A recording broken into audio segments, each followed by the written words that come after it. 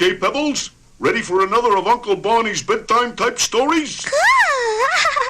Pebbles may be ready, Barney, but I'm not sure I can stand another one. Go ahead, laugh. You can't hurt my feelings. I'm not thin-skinned. I know. You're more like thick-headed.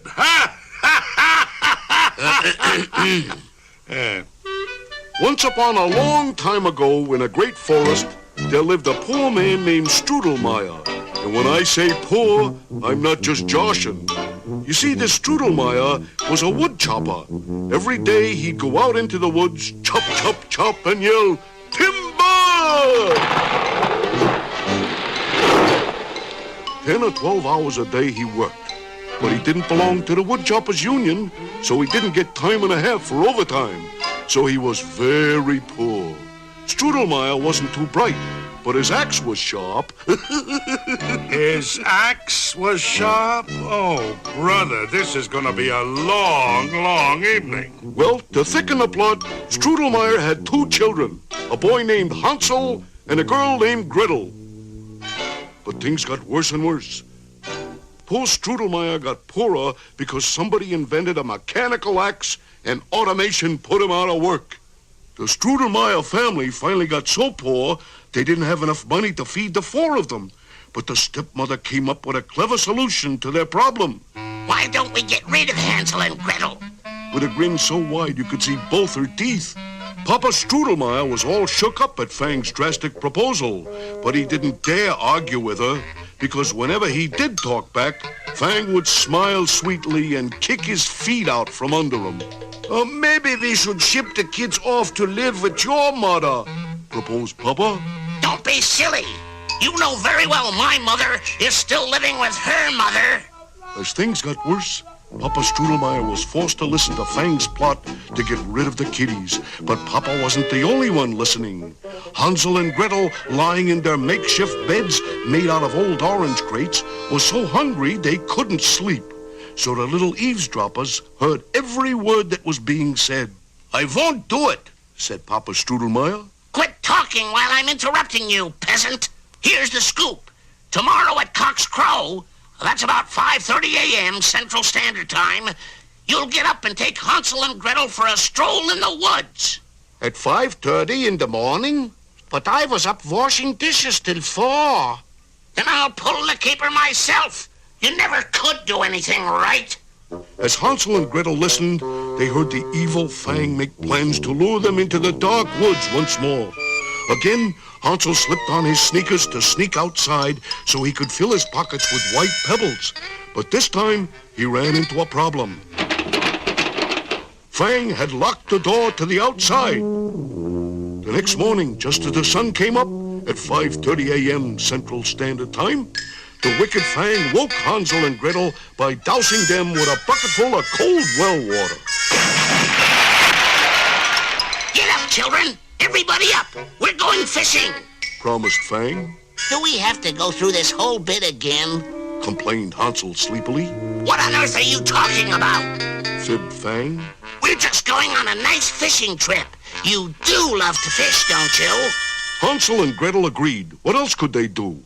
But on the way out of the house, Hansel snitched the last piece of bread out of the bread box and tucked it in his pocket along with his penknife, kite string, marbles, chalk, fishing worms, and all of that. So reluctantly, the frightened Hansel and Gretel started off into the woods on a fishy fishing trip. And again, the clever Hansel dropped crumbs of bread along the trail. Deep in the woods, many miles from home, they came to a clearing where they all decided to rest. You kiddies wait right here, ordered Fang. While I run back to town. I forgot the fishing license. Now, what'll we do, Hansel? Said Gretel after Fang had left. We're lost again. Don't sweat it, said Hansel. I dropped breadcrumbs all along the trail. All we gotta do is follow the crumbs back to that crummy house we call home. Crazy, ad-libbed Gretel. So Hansel and Gretel started down the breadcrumb trail. But suddenly, the trail came to an end. The breadcrumbs had disappeared. That was a pretty crummy idea, thought Hansel. Poor Hansel and Gretel. They realized they were lost. And to make the situation worse, it was getting dark and cold.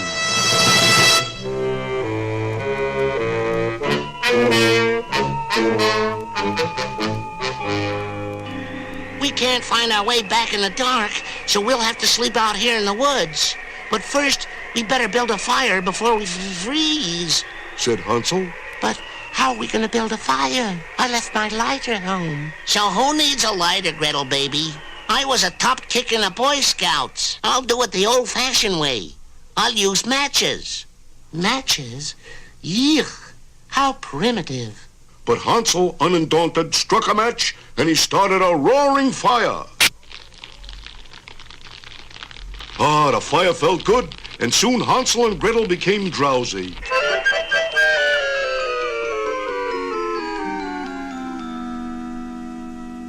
Next morning, Hansel and Gretel woke up, hungrier than ever. There was nothing in the woods to eat but acorns, and they're fattening. So Hansel and Gretel kept walking and walking until they spotted a lot of little signs along the road. The first sign said, "If you're hungry, tired, and beat, if you'd like some sweets to eat, for goodies that are simply grand, stop at Grandma's Goodie Land." Another sign said, "If you love pistachio cake and ice cream pies that's grand, eat till you get a tummy ache at Grandma Grizzly's Goodie Land." Hey, sounds like a swinging drive-in. Said Hansel. But we haven't got a car. Said Gretel. So we'll walk. Said Hansel. And the two starving young'uns walked down the trail until all of a sudden they saw a fantastic little house. It looked like it was made out of all kinds of goodies.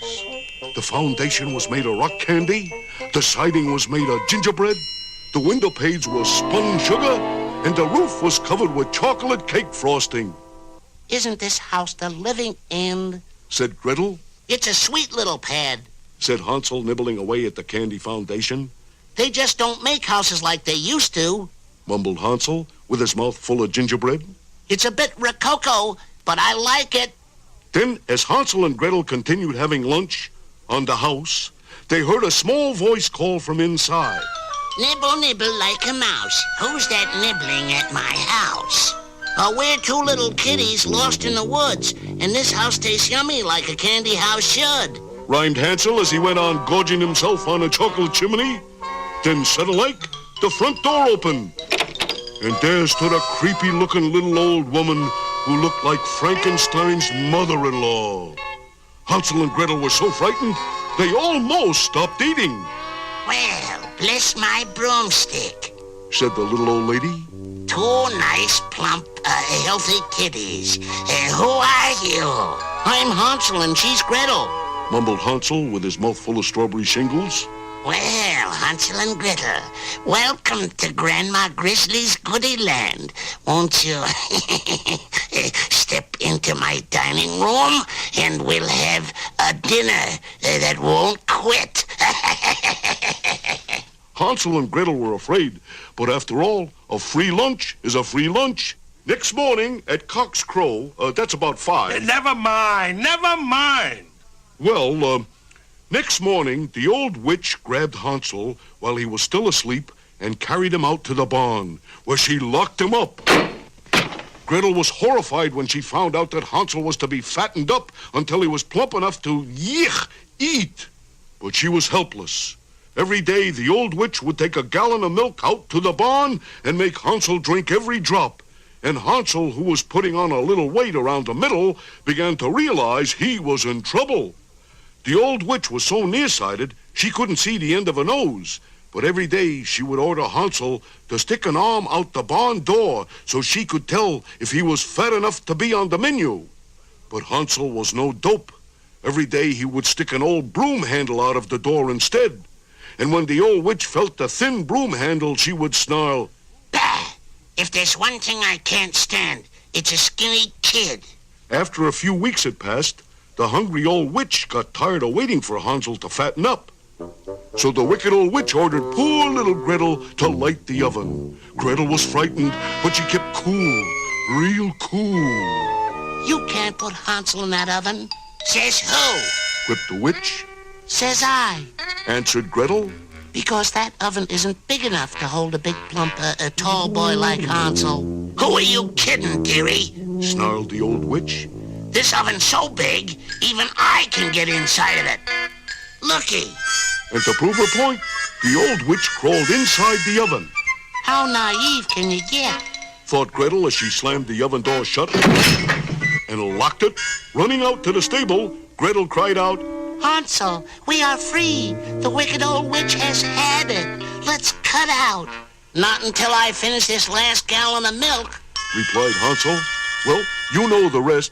Word got out about how Hansel and Gretel had outsmarted the wicked old witch, and they became famous. Some bedtime story, huh? I can't. Hey, how'd you like it, Fred? Hey, Fred? Hey, Fred! Oh, how about that? Fred's fast asleep. Gaga,